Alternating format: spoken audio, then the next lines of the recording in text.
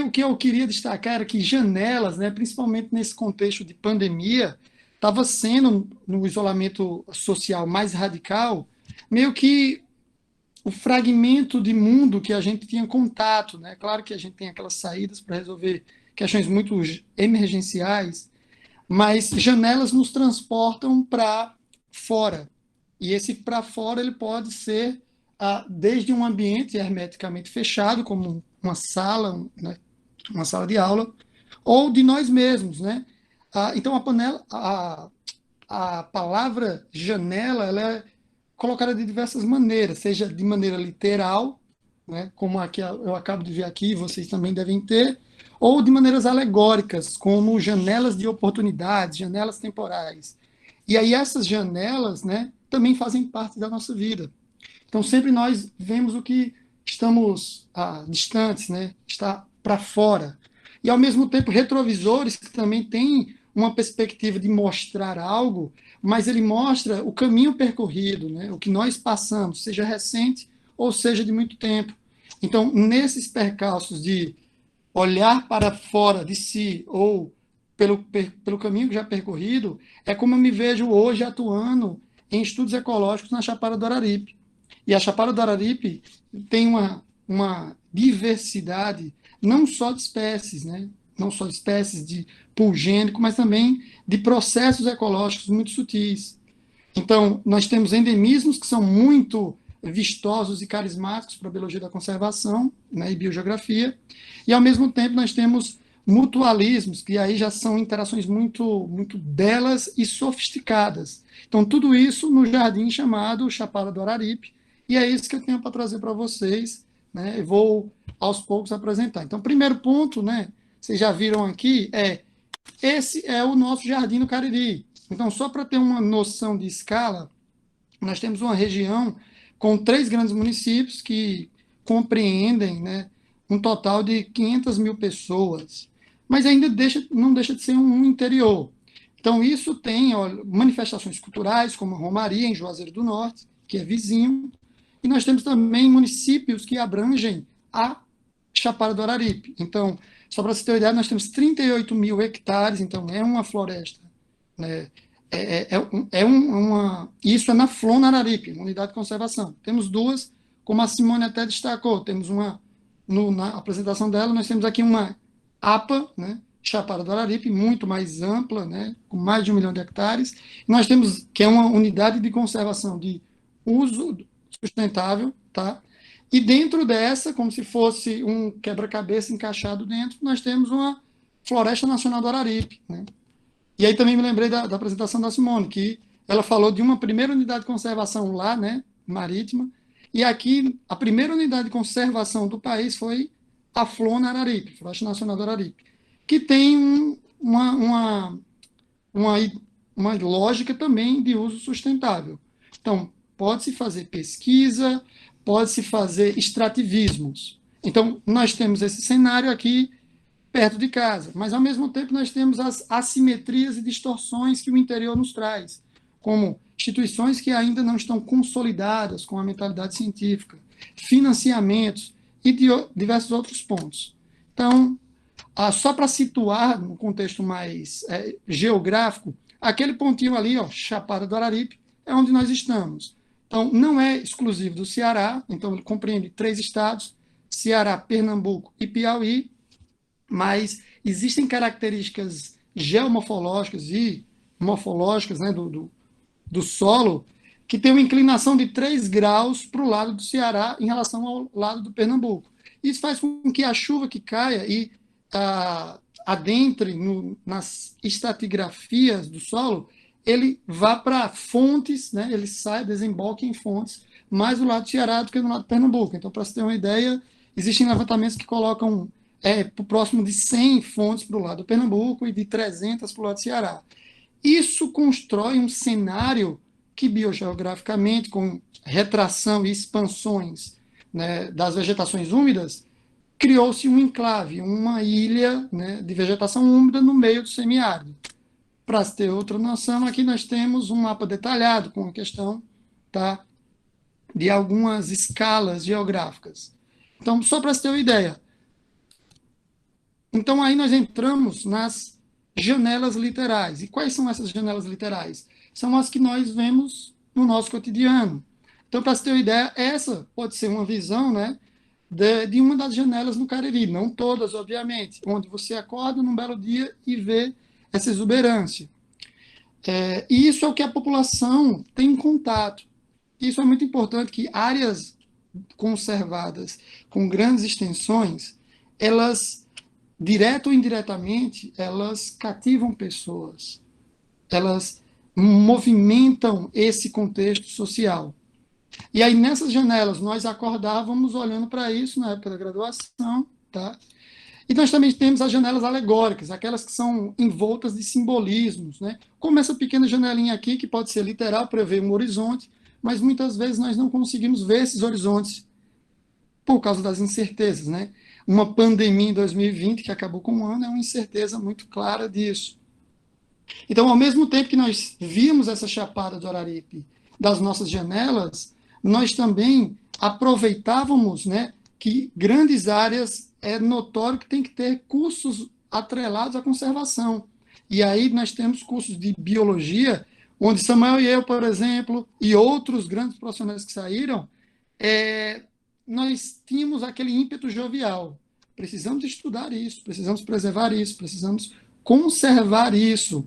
Mas, ao mesmo tempo, a juventude nos dá muito entusiasmo e gás. E muitos de vocês que estão assistindo se sentem assim. Por outro lado, nós temos pouco repertório no início da carreira. Então, aí a gente fica tentando gerenciar. Eu quero salvar florestas, mas, ao mesmo tempo, talvez eu não saiba quais os caminhos e frentes para salvar florestas. Nós podemos ter frentes como um ativismo, né, que protesta, nós temos políticos, né, ambientalistas, conservacionistas, nós temos pesquisadores, que está muito mais atrelado a esse contexto da universidade, mas não exclusivamente. Então, nós temos diferentes frentes para um objetivo comum, né? Entender a natureza, conservar a natureza. Então, dentro dessa alegoria, um curso de biologia em uma grande área era o que nós chamamos de janelas de oportunidade. Tínhamos a oportunidade de entender um pouco mais disso, mas, ao mesmo tempo, no nível de graduação. E é aí onde a gente busca ampliar nossos repertórios. E nessa busca por ampliar os repertórios, né, nós encontramos especificidades que são carismáticas, como o soldadinho do Araripe. É um exemplo, mas não exclusivo, tá? Então, para você ter uma ideia, essa ave ela é endêmica da Chapada do Araripe, então no mundo todo só ocorre aqui. Lembra daquela inclinação sobre o número de fontes? Essa espécie ela não está distribuída de maneira uniforme, ela está agregada, concentrada em lugares de fontes, porque ela tem uma associação muito íntima com água. Ela reproduz com barulho de água, ela nidifica por ali por perto. Então, isso já nos traz uma visibilidade, né, bem maior. O mundo olha para essa espécie e, às vezes, nós, que estamos ali na base, né, da chapada, não vemos.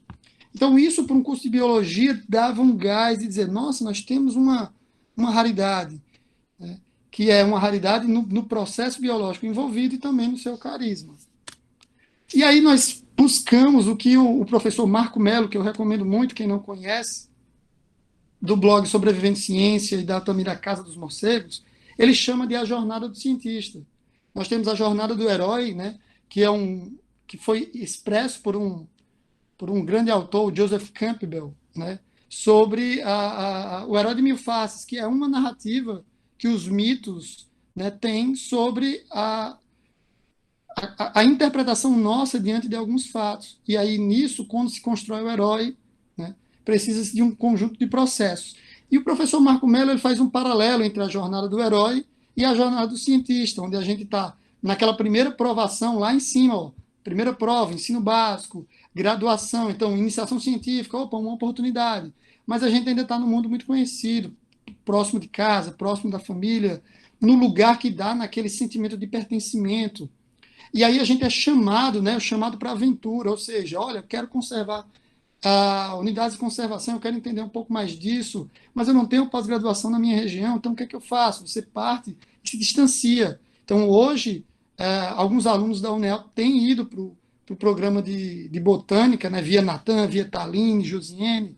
E assim, eu me identifico também, porque lá atrás eu fiz esse mesmo percurso. Então, saímos do Cariri, né, um conjunto de alunos, para ir para Recife, para fazer a pós-graduação, como o Jonathan colocou ali, né, muitas pessoas vão em busca desse caminho. E aí, nos vemos em frente a vários e vários desafios, que passa de seleção de mestrado, desenvolver o mestrado, a defesa, a dissertação, o ingresso no doutorado, o ápice, né, dessa carreira acadêmica de formação, né, que é o doutorado, quando se defende a sua tese, quando se já tem amadurecido algum arcabouço teórico. E aí esse processo que está aqui à direita é chamado transformação. E aí nós temos a grande crise que é, opa, terminei meu doutorado, e agora? Então o Jonathan falou muito dessa questão de emprego, essa questão de um número de doutores como está hoje e não tem uma absorção no mercado. Na área da educação e ciência e sistemáticos ao longo desses últimos anos, mas o nosso objetivo aí é nos fixarmos em uma região. Então, alguns seguem pós-doutorado, como o Natan, por exemplo, se não me engano, a Simone disse que está no pós-doutorado, outros tentam já concursos, e aí nós passamos por aquela fase de tentar se estabelecer. Tá? Então, isso culmina com o ingresso num cargo estável em universidades, institutos, como seja, ou engajamento em ONGs, em empresas. Então, toda aquela versatilidade que a gente tem como biólogos. Mas aí a história não para aí, né? Então, por que eu trouxe para vocês essa jornada do cientista? Porque é nessa jornada que muitas coisas acontecem. Então, lá atrás, tinha-se a paixão de trabalhar com a Chapada do Araripe. Mas quando eu vou para Recife, é quando eu me distancio da zona de conforto, mas ao mesmo tempo eu conheço um conjunto de pessoas, processos e mecanismos que eu não conhecia.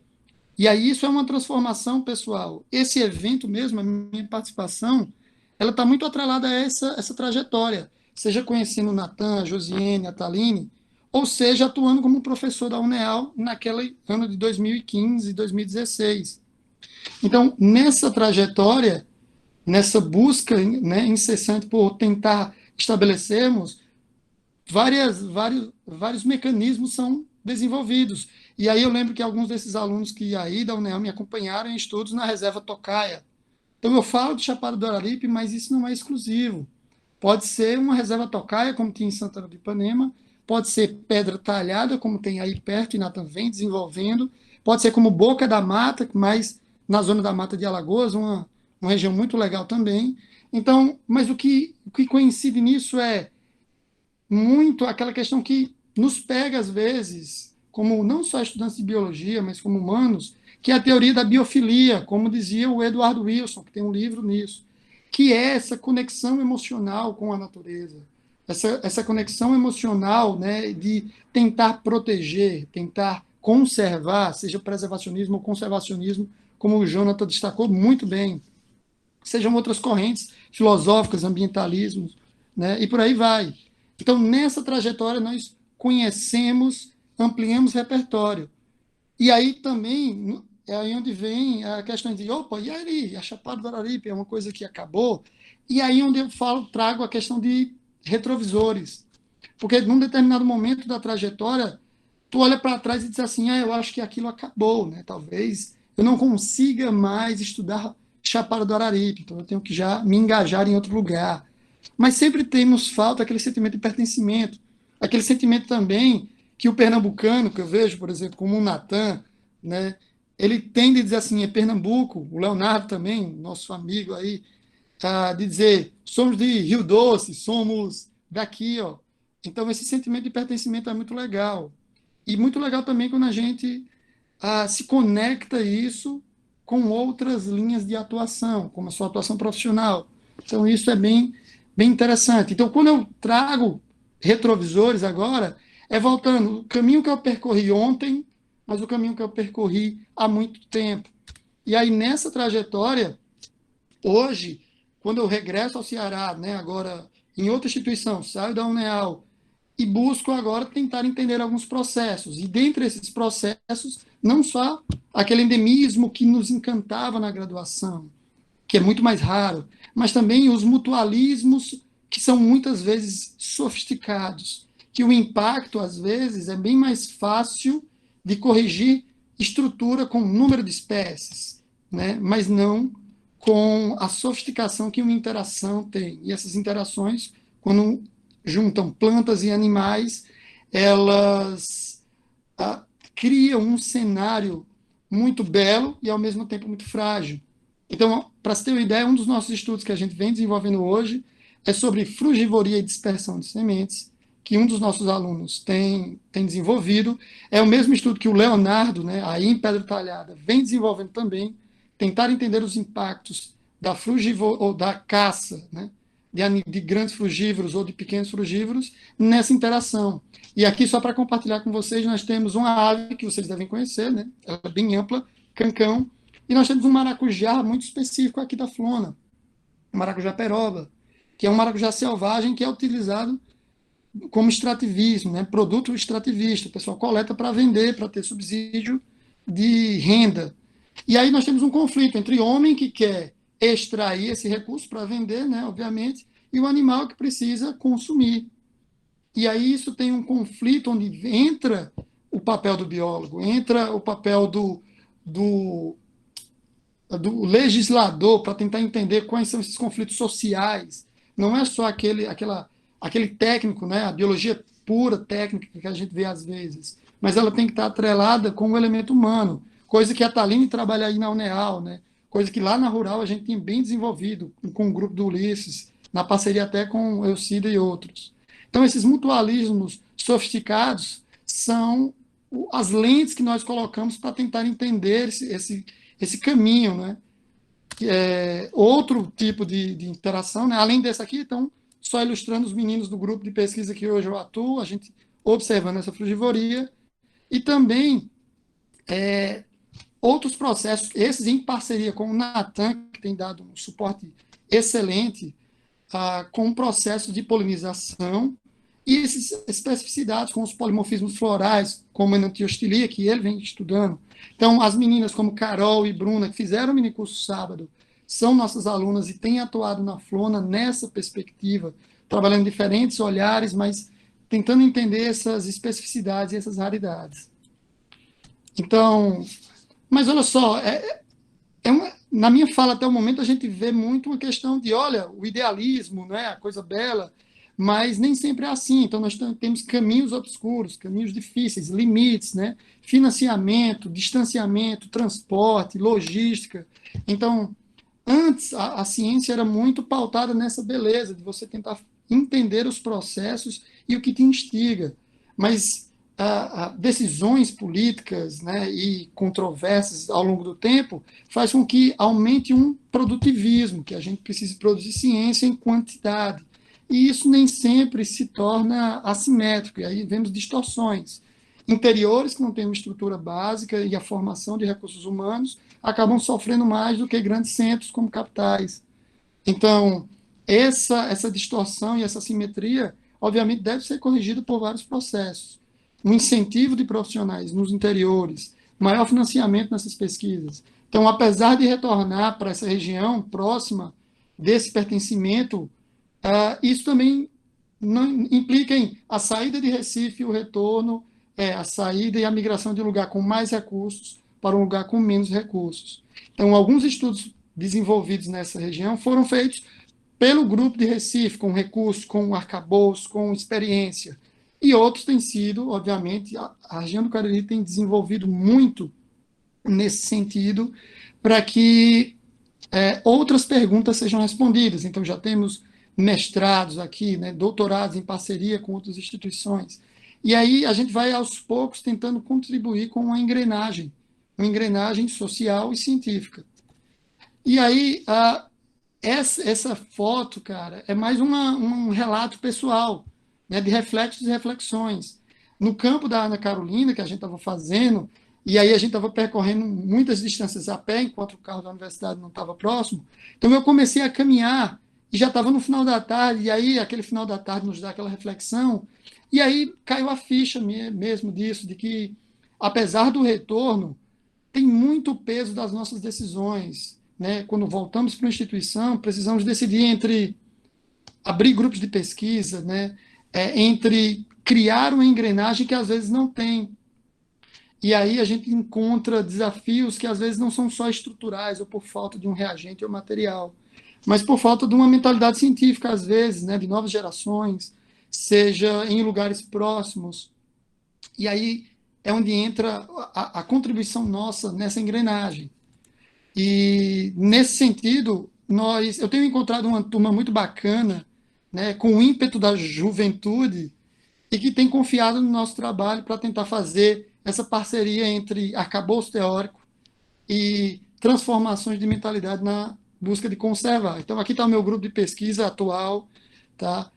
E a gente vem desenvolvendo muitos estudos nessa perspectiva. Tem alguns meninos que estão aqui, então eu agradeço muito a eles. E aqui represento alimentar a engrenagem. Depois daquela transformação, o retorno para que a gente possa iniciar um novo ciclo, não conosco, né, por completo, mas com novas caras, novas cores e novos atores. Então, nesse sentido, é isso que eu queria trazer para vocês e para que a gente possa fazer um paralelo entre interiores, entre capital, entre experiências que a gente tem em pós-graduação, entre uma graduação, entre um NEAL, entre o S, entre rural, federal. Então, esses são os pontos que eu queria trazer para vocês de uma maneira bem introspectiva. Espero que todos tenham gostado e fico aberto para debate, tá? Obrigado.